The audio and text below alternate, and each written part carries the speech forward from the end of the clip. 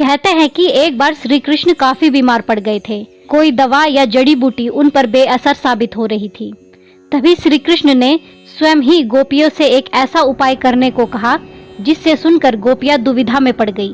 दरअसल श्री कृष्ण ने गोपियों से उन्हें चरणामृत पिलाने को कहा। उनका मानना था कि उनके परम भक्त या फिर जो उनसे अति प्रेम करता है तथा उनकी चिंता करता है, यदि उसके पांव धोने के लिए इस्तेमाल हुए जल को वो ग्रहण कर ले तो वे निश्चित ही ठीक हो जाएंगे। लेकिन दूसरी ओर गोपियां भी चिंता में पड़ गई। श्री कृष्ण उन सभी गोपियों के लिए बेहद महत्वपूर्ण थे।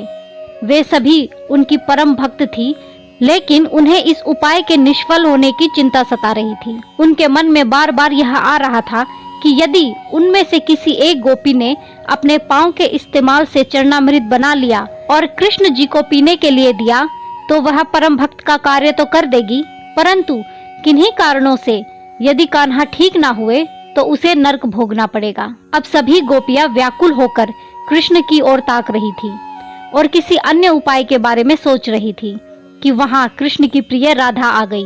अपने कृष्ण को इस हालत में देख के राधा के तो जैसे प्राण ही निकल गए हों। जब गोपियों ने कृष्ण द्वारा बताया गया उपाय राधा को बताया तो राधा ने एक क्षण भी व्यर्थ करना उचित न समझा और जल्द ही स्वयं के पांव धोकर चरणामृत तैयार कर दिया और श्री कृष्ण को पिलाने के लिए आगे बढ़ी। राधा जानती थी कि वे क्या कर रही हैं। जो बात अन्य गोपियों के लिए भय का कारण थी, वही भय राधा के मन में भी था।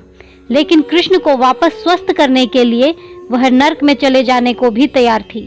आखिरकार कान्हा ने चरणामृत ग्रहण किया और देखते ही देखते वे ठीक हो गए, क्योंकि वह राधा ही थी जिनके प्यार एवं सच्ची निष्ठा से कृष्ण जी तुरंत स्वस्थ हो गए। अपने कृष्ण को निरोग देखने के लिए राधा जी ने एक बार भी स्वयं के भविष्य की चिंता ना की और वही किया जो उनका धर्म था।